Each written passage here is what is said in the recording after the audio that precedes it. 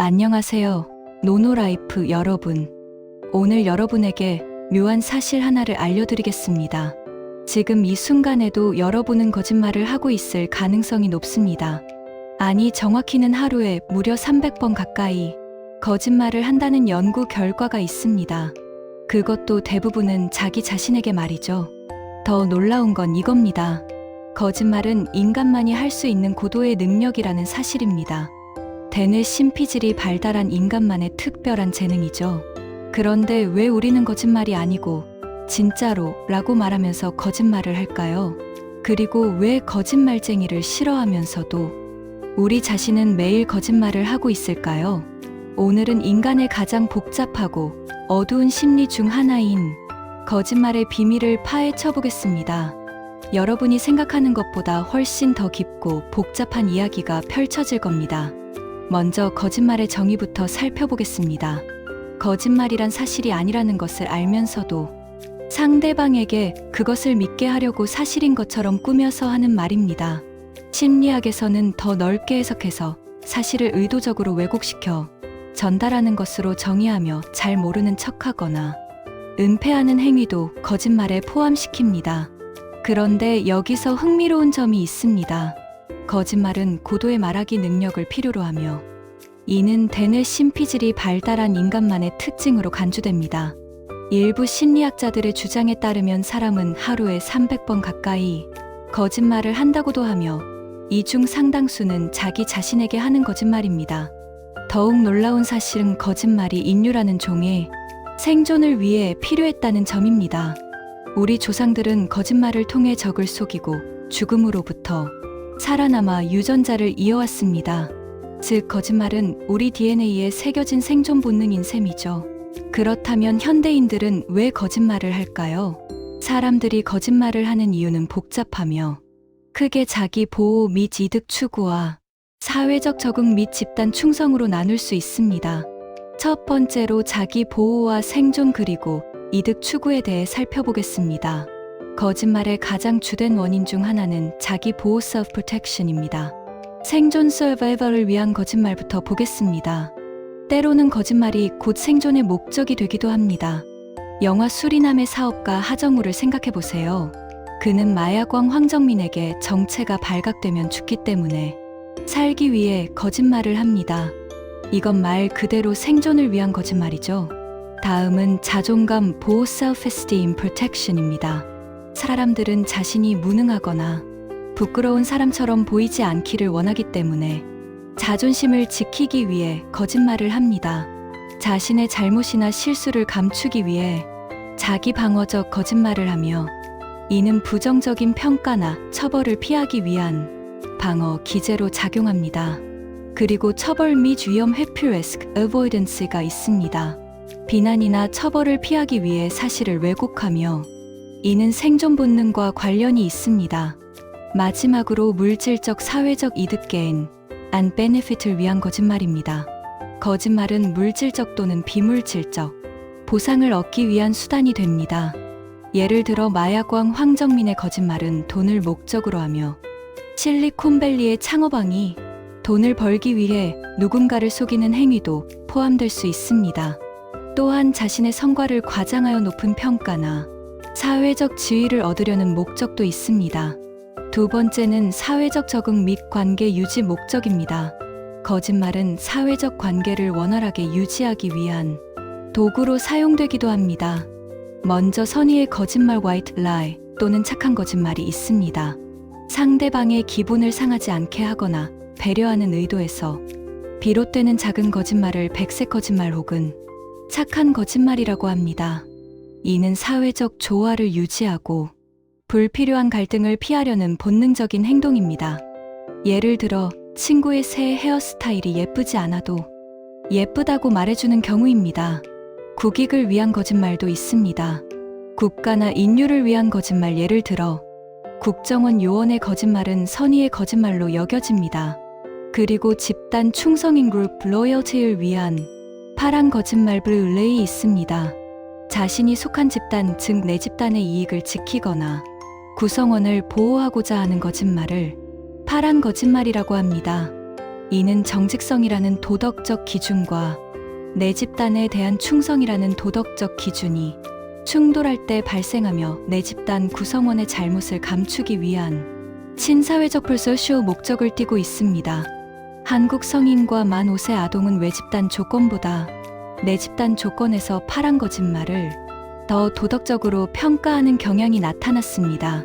그런데 여기서 정말 무서운 부분이 시작됩니다. 거짓말의 심리적 메커니즘 말이죠. 먼저 인지 부조화 이론 Cognitive Dissonance에 대해 알아보겠습니다.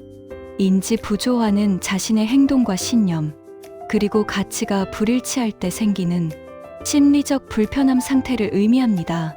자기 합리화 과정을 보면 인간은 이 불편함을 해소하기 위해 사실을 왜곡하거나 거짓말을 통해 자기 합리화를 시도합니다. 담배가 몸에 안 좋은 것을 알면서도 스트레스로 몸이 더 망가진다고 합리화하는 것이 그 예입니다. 신념 변경을 통한 해소도 있습니다. 거짓말을 한 후 그 행동을 정당화하기 위해 자신의 신념 자체를 바꾸기도 합니다. 예를 들어 작은 거짓말은 나쁜 것이 아니다라고 생각하게 되는 것이죠. 1959년 패스팅거의 실험에서는 지루한 과제를 하고도 적은 보상인 1달러를 받은 학생들이 자신의 거짓말을 정당화하기 위해 그 과제가 실제로 흥미로웠다고 생각하게 되는 현상을 보여주었습니다. 더 무서운 건 도덕적 면역 moral immunity과 자기 기만입니다. 도덕적 면역이란 거짓말을 반복적으로 할 경우 죄책감이나 불편함이 점차 감소하여 도덕적 감수성이 둔화되는 현상입니다. 처음에는 죄책감을 느끼던 사람도 반복적인 거짓말을 통해 결국 큰 거짓말에도 죄책감을 느끼지 않게 됩니다. 정당화 방식을 보면 사람들은 자신의 거짓말을 합리화하기 위해 다른 사람들도 다 그렇게 한다는 사회적 비교 거짓말의 중요성을 축소하고 최소화 또는 선의의 목적이었다고 주장하는 방식을 사용합니다. 자기 기만 self-deception 단계에 이르면 정말 위험해집니다. 어떤 사람들은 고통스러운 진실을 마주하는 것보다 거짓으로 가득 찬 세상을 만드는 것이 더 쉽다고 느끼며 거짓이 진실보다 편안함과 통제력을 제공하는 방어 기제로 작용합니다. 자기가 거짓말을 한다는 것을 알면서도 그 거짓말을 진실이라고 믿도록 스스로를 설득할 수 있다는 관점도 있습니다. 심리학에서는 거짓말하는 사람들의 심리적 유형을 크게 3가지로 나눕니다. 첫째는 연기형 acting 타입으로 인간관계라는 무대에서 연기하는 배우처럼 자신의 언행을 조절합니다.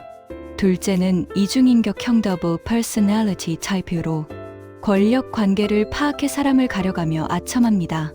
셋째는 타산주의형 calculation pragmatist 타입으로 이해관계에 따라 자신에게 유리한 거짓말을 하며 악의적 거짓말에 대한 죄책감이 적습니다.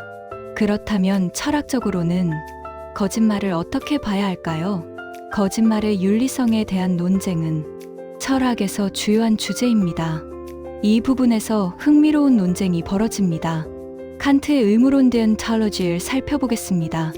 독일의 철학자 임마누엘 칸트는 착한 거짓말조차도 윤리적이지 않다고 단언했습니다. 칸트는 살인마에게 쫓기는 친구의 위치를 묻는 상황에서도 거짓말을 하는 것은 비윤리적이라고 보았습니다. 칸트가 중요하게 생각한 것은 거짓말 여부가 아니라 자신이 한 말과 행동에 책임을 지는 윤리적 태도였습니다.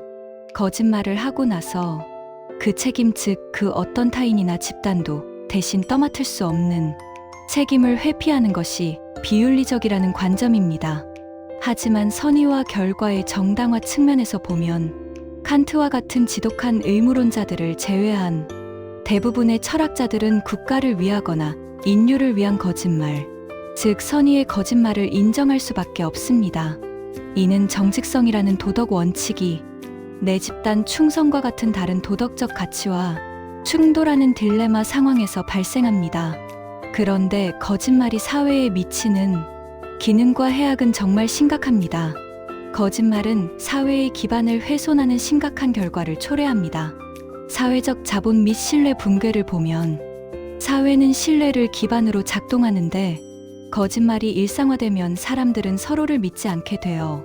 거래, 계약, 소통 등 기본적인 사회 활동이 의심과 불신 속에서 마비됩니다. 공공기관이나 리더가 거짓말을 하면 사회적 신뢰가 저하되고 사회적 불안정 및 조직 사기 저하를 초래합니다. 공정성과 정의의 훼손도 심각합니다. 거짓말로 부당한 이익을 얻는 사람이 생기면 정직한 사람이 손해를 보게 되고 사회의 공정성에 대한 신뢰가 무너집니다. 이는 부패의 악순환으로 이어질 수 있습니다. 사회 시스템의 비효율성도 문제입니다. 주요 사회 기관에서 거짓이 드러나면 국민이 제도를 신뢰하지 않게 되어 사회 시스템이 제 역할을 못하게 됩니다. 예를 들어 통계 조작이 발각되면 정책 실패로 이어지는 것처럼 말입니다. 인문학적 통찰을 보면 러시아 작가 표도르 도스토옙스키는 이런 말을 했습니다. 자기 자신에게 거짓말을 하고 그 거짓말을 믿는 사람은 자기 자신이나 다른 사람에게서 진실을 알아보지 못하게 되고 결국 자신과 다른 사람을 존경하지 못하게 돼 누구도 존경하지 않게 되면 더 이상 사랑할 수 없게 되라고 말하며 자기 기만의 심각성을 지적했습니다. 결국 거짓말은 인간의 생존 본능에서 시작된 매우 복잡하고 다층적인 현상입니다. 개인의 생존 본능에서부터 사회적 관계 유지, 그리고 깊은 철학적 윤리 문제에 이르기까지 광범위하게 고찰될 수 있는 주제입니다. 우리는 자기 보호와 사회적 적응을 위해 거짓말을 하지만 그 과정에서 인지 부조화를 경험하고 도덕적 면역이 생기며 자기 기만에 빠질 위험이 있습니다. 그리고 이는 개인뿐만 아니라 사회 전체에 심각한 해악을 끼칠 수 있습니다. 하지만 이 모든 걸 안다고 해서 우리가 거짓말을 완전히 멈출 수 있을까요? 아마 불가능할 겁니다. 거짓말은 인간이라는 존재의 일부이니까요.